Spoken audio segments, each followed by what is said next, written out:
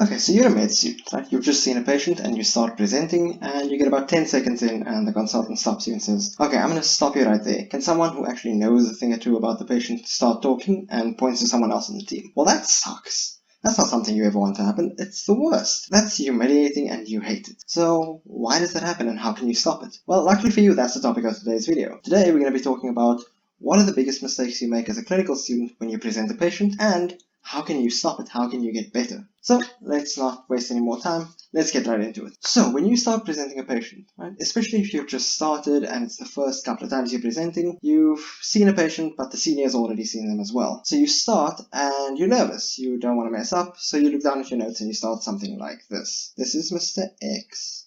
He is 56 years old, has 2 pet goldfish, and his grandchildren don't visit anymore, so he's getting a little bit sad. By that point, you've already lost everyone's attention.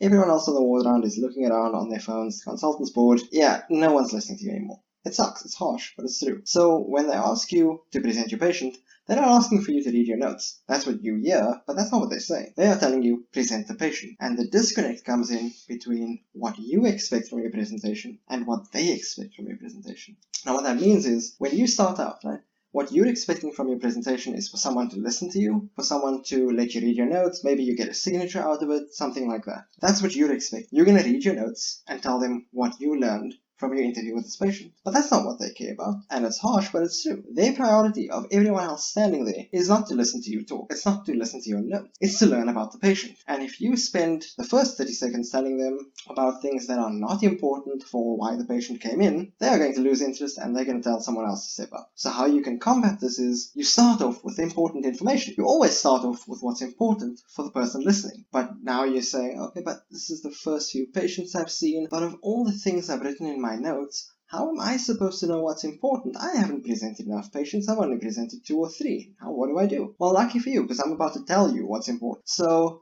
you start off, of course, with your patient's name and age. Right? So this is Mr. X. He's 56 years old. Right off the bat, you tell them the age so they know what a risk profile he is, because age is a risk predictor of some diseases, right? Now you go on to the important things. You don't tell them about his goldfish. You don't tell them about his grandchildren. You tell them why he came here today. What did he present with? If you have a differential diagnosis, you can go with that. And if you don't have a differential diagnosis because you're not sure enough yet, just tell them the symptoms he came in with. So if you know that Mr. X came in with symptoms that look like ischemic heart disease, you start with, well, this is Mr. X, he's 56 years old, came to the hospital and presented with features of ischemic heart disease, which were symptom 1, 2, 3. Now, if you don't know what the differential diagnosis is, you're not sure enough of that yet, you just list the symptoms he came in with. So this is Mr. X, he's 56 years old, presented to the hospital with a 4-hour history of crushing chest pain that radiated up to his jaw and down his left arm, also associated with shortness of breath and sweating. That's what, 5-10 seconds that you've taken there? And you've already told them amazingly important information. Now people are listening, because now people are saying, okay, you started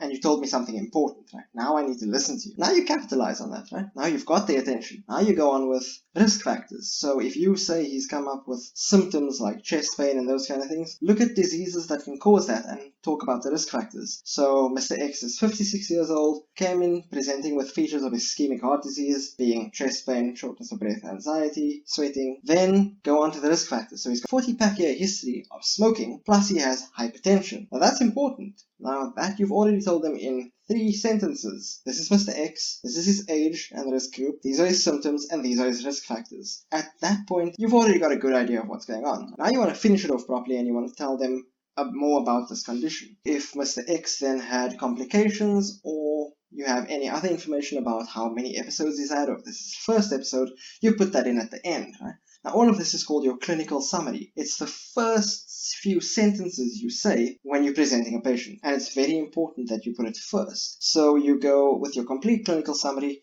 This is Mr. X, 56 years old, presented with symptoms of ischemic heart disease, chest pain, shortness of breath, sweating, anxiety. His risk factors are 40-pack-year history of smoking and hypertension, and he has been having similar episodes to this, but less severe, for the last 5 months. That's important, right? Now, in 15 seconds or less, you've told people, this is the patient, these are his symptoms, these are his risk factors, and this is the time period in which he's been having these symptoms. You've basically given them all the important info before you even start reading your notes. Now you can ask, okay, but how am I supposed to know what to take out, what to leave in, that kind of stuff? Well, there's a general rule for a clinical summary.